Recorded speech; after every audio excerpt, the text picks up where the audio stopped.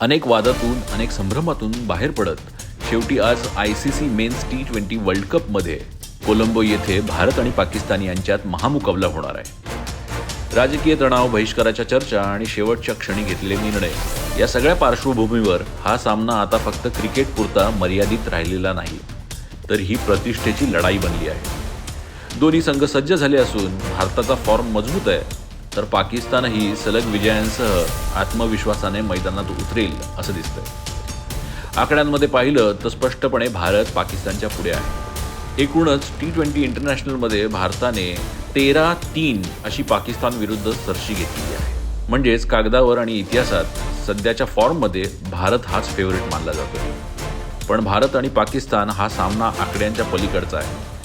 इथे दबाव, भावना आणि त्या दिवशीचा फॉर्म या गोष्टी निर्णय घेणार आहेत. आणि यंदाच्या सामन्यात एक वेगळीच उत्सुकता लोकांच्या मनी आहे.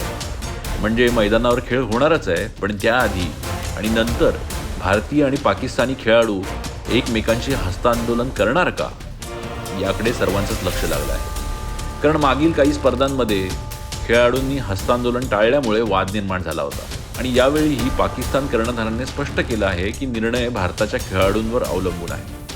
त्यामुळे आजचा सामना फक्त रन आणि विकेट्सपुरता मर्यादित राहणार नाही, तर खेळ भावना, राजकारण आणि क्रीडा संस्कृती यांचीही कसोटी पाहायला मिळणार आहे.